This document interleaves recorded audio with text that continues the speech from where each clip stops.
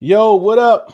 Welcome back to another episode of Redzone in the Lab. That's RITL, also pronounced Riddle. I am Deuce. That's DEUCE. And today is an off day at training camp, but we still got training camp news and updates. Today is joining us Denton Day.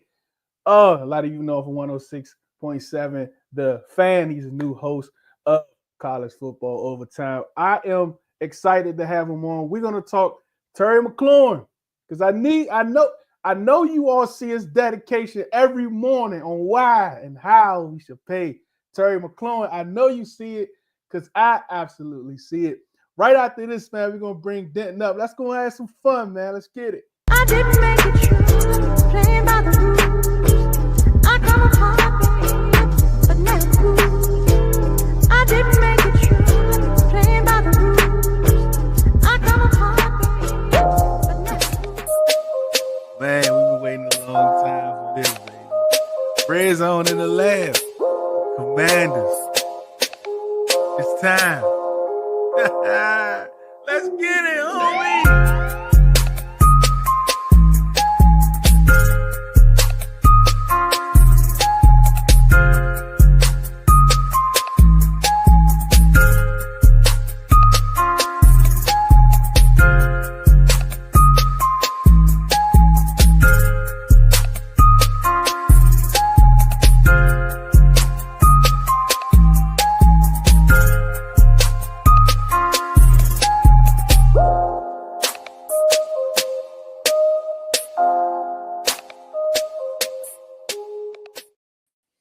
What up?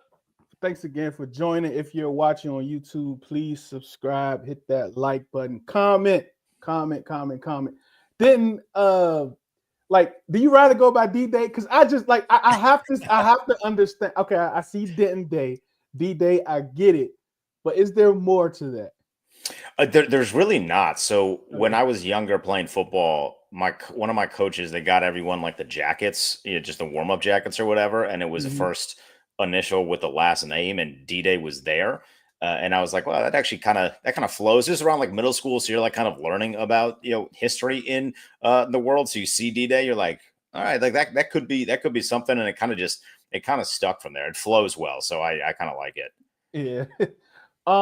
Let's just, before we get into Commanders, first I want to when you talk about college football, I know you're tapped in tremendously, but like the executive order from POTUS, what type of impact you think that's going to have on college football? Not much, honestly. It's just going to revert it to where it was prior to 2020 when NIL started being a thing. I can understand to an extent the thought process there. It's not totally well thought out because the people that made this are not deep into the trenches of college football. It doesn't matter what side of the political side is. They're just not deep into the trenches. All you're doing is taking money away from communities, because when this is, money that is public and then it gets taxed, it then funds back into the communities of where it's from. You can't tax something that you don't legally know is happening. So all it's going to do is force the people that were paying under the table to continue paying under the table again. They're used to it. They know how to do it. So it's not going to change much. All right.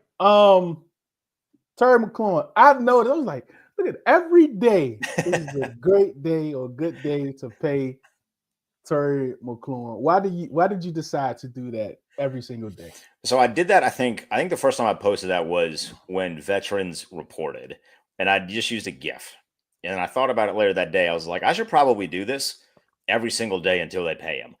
And then I'll just use highlights. We have so many highlights. You had a great year. My goal is to make sure that I'm using all highlights from last year. Like, it'd be silly to do something from his rookie year because it was 7 years ago. Like, you're not paying him based off of that. You're paying him based off of some stuff last year and hopefully what he can do in the future. So I just started doing it every day. People seem to like it. I am starting to realize, and not fully worried, but I've been posting touchdowns. If this goes 16 days and he still hasn't get paid, I got to start posting non-touchdowns. He had a bunch of great highlights, but I'm going to have to work a little bit harder to find some of those. And let's talk about Terry. Let's talk about this whole thing. Do you think Adam Peters and company anticipated this at the end of the season? That's a good question. I would say yes and no. I don't know that they anticipated Terry to hold out for at the very least the first 3 days. Who knows? Maybe something gets worked on late into the hours tonight and he's there tomorrow. That would be a perfect world.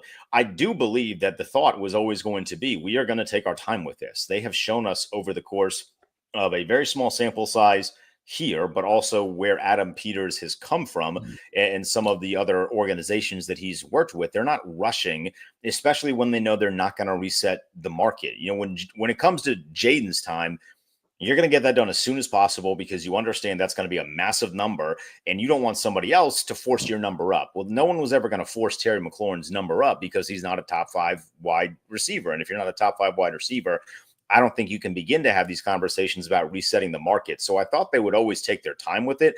I don't know that they anticipated that he would be holding out. And I don't know if they just felt a certain way about him. I mean, admittedly, just based off of the little we know about Terry from a public perception, he doesn't seem like a guy that wants to be holding out. But at the same time, this is a business and I'm always going to side on it. Go get your money. Exactly. Like, this is a finite career here. You have to go get your money while you can. So I understand where Terry's coming from, but I don't know that they thought he would hold out for at least the first 3 days. Then who knows, potentially the first week or two. How do you think he handled, and I call it the Hollywood Terry moment. Were you all surprised that he did that? I'm gonna start with that question.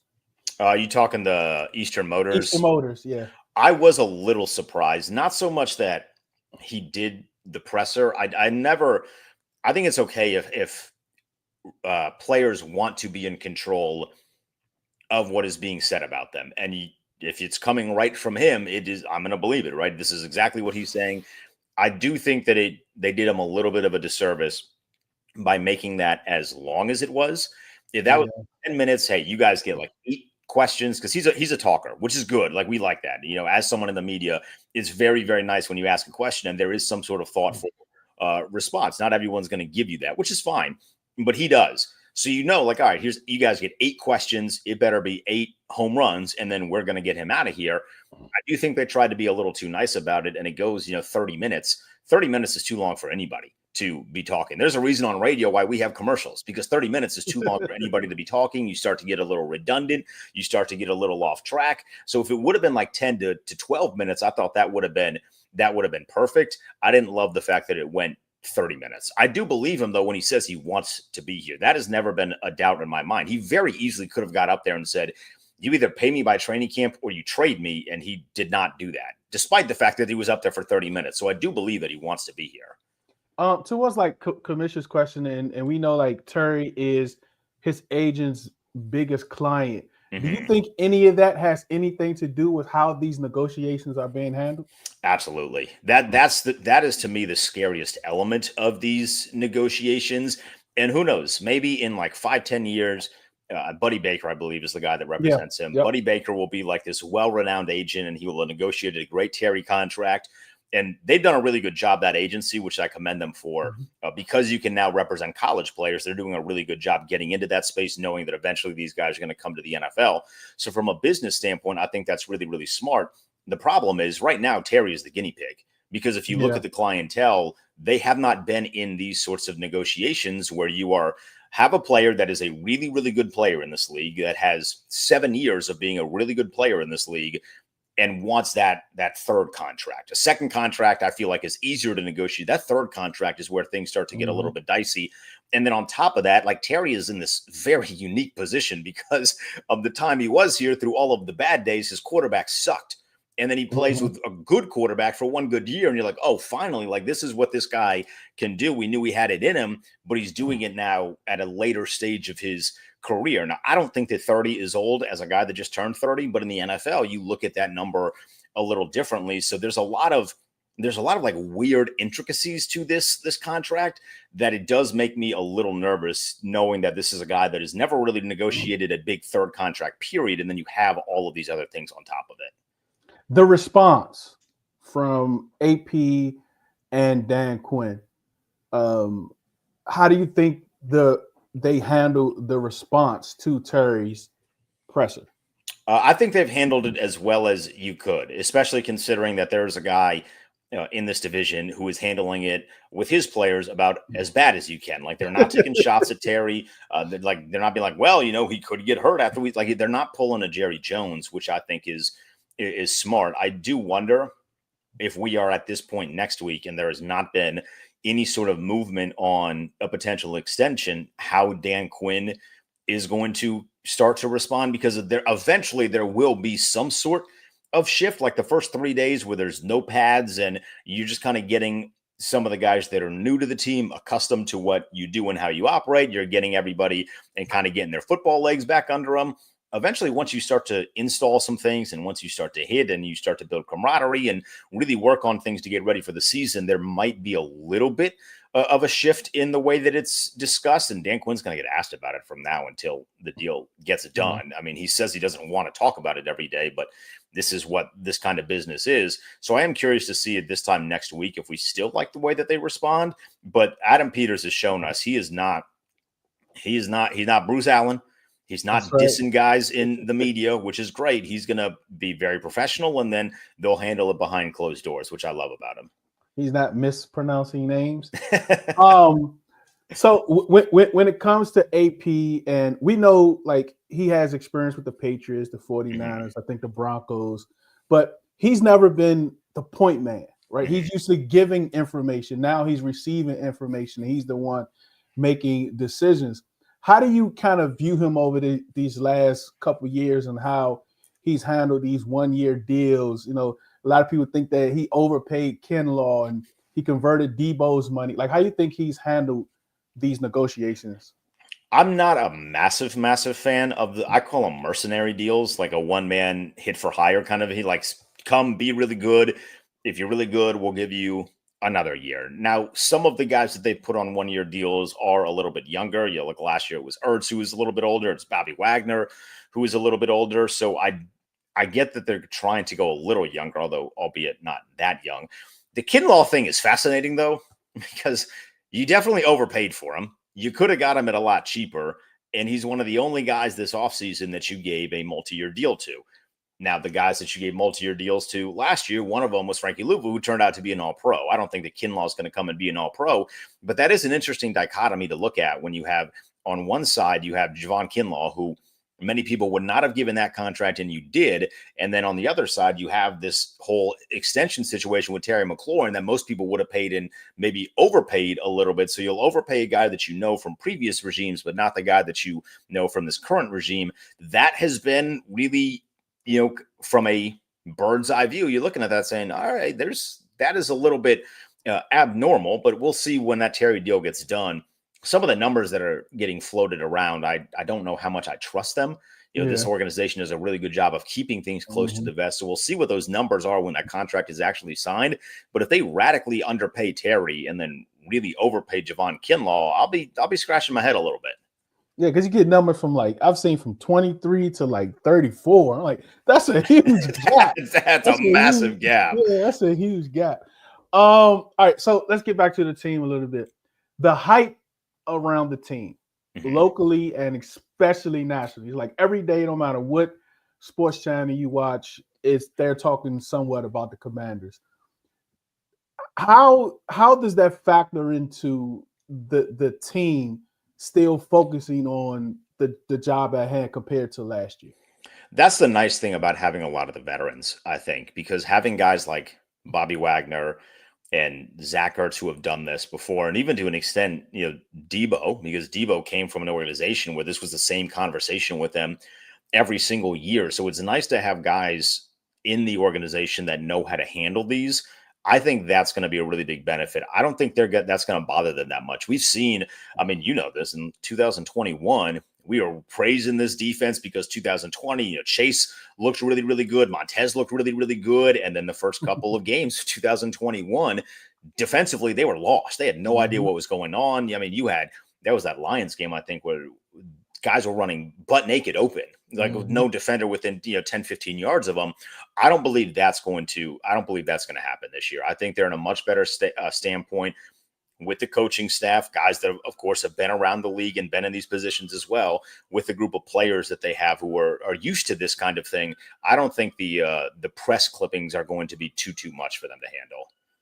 The presence of these veteran players. We know about Wagner.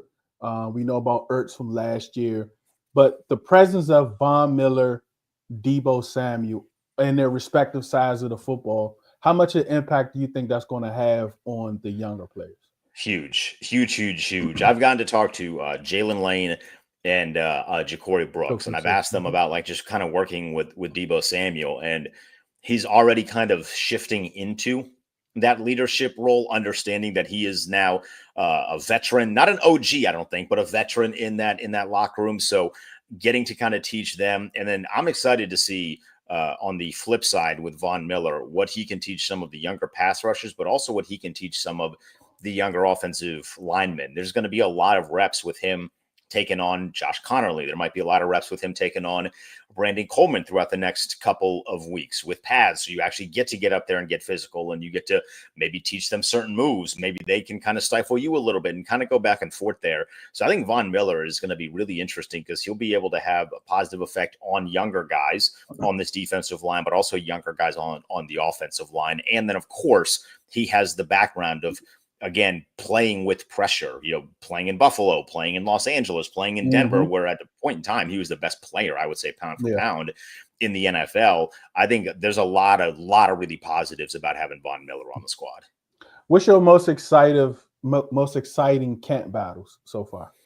I'm really curious to see who is going to be on the outside opposite of Marshawn Lattimore. Lattimore looks healthy from what I've seen, no pads, but Lattimore looks healthy from what I've seen. And if you know anything about the history of Dan Quinn that goes past Atlanta, he was the architect of the LOB Seahawks, which, as a guy that is 30 years old, I didn't really get to see the 2000 Ravens, saw a little bit of the 02 Bucks, but that Seahawks team is the best defense I've ever seen. I mean, they were an absolute nightmare. We saw that up close and personal, that playoff game at FedEx.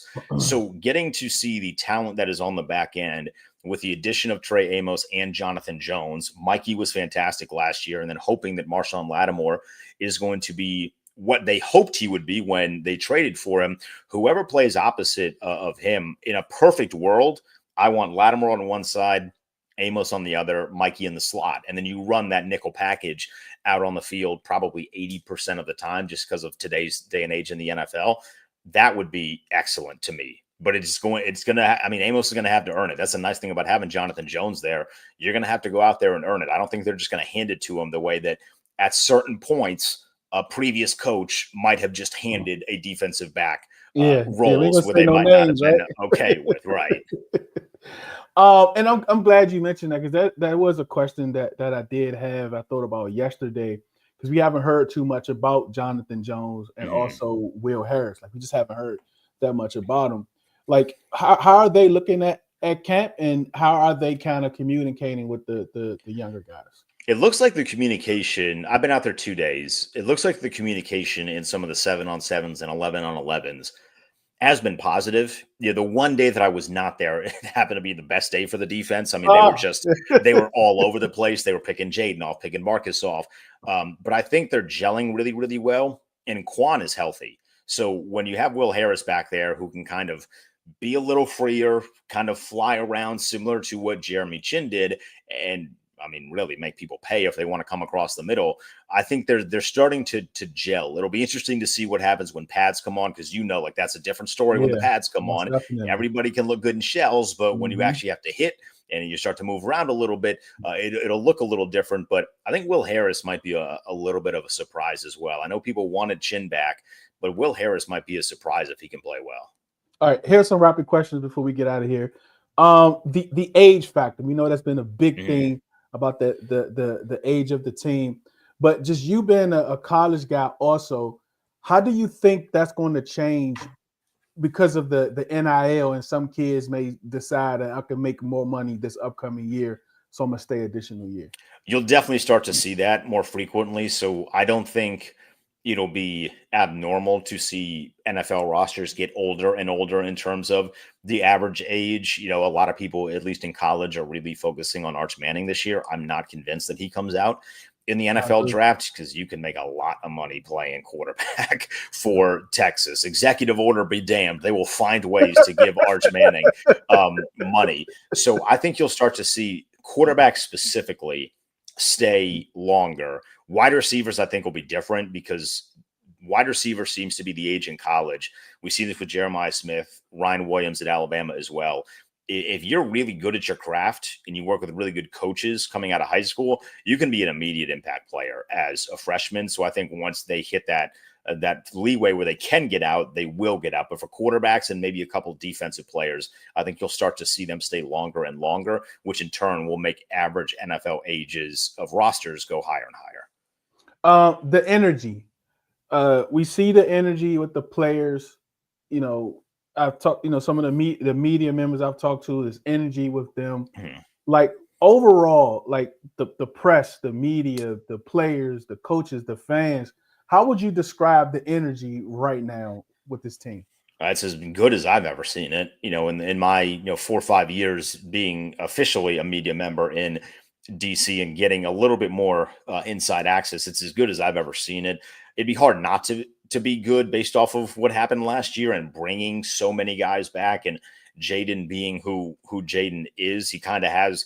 He's not rambunctious. Like, he is very quiet, but he's also a leader in a way. Like, he's not yelling all the time on the sidelines, but he's always talking to people and they're always laughing on the sidelines. And I think when you have that laxed energy, where understanding that the main thing is the main thing, but also having fun with making the main thing, I think that's a very unique blend that not every team in the NFL has. And if you can balance that perfectly, you start to really see growth. And I think you start to really see deep runs season after season after season, which obviously is what Adam Peters and Dan Quinn are trying to achieve. Then I just want to say thank you so much for joining us today. It's been an honor. First time. Glad you can enter the lab on today. Let everyone know where they can find your content. Yeah, you can follow me on Twitter at the Denton Day. I'm in for Kevin Sheehan this entire upcoming week on the Team 980, so you'll be able to hear me from 10 to 1. It's on YouTube, it's on Twitter, or just the general radio on the Odyssey app. But yeah, man, hopefully this is the week where Terry finally gets paid. We get to see him back out on the field, and then we can focus on football and exclusively football. Oh, man. Thank you so much for your time. I know your time is very valuable. Everyone that's watching, everyone that's listening, I know your time is valuable. For you to spend it with me, I absolutely appreciate it. Remember, do it because you love it, not because it loves you. One beat, one sound, one heart, one love. I didn't make it true, playing by the rules.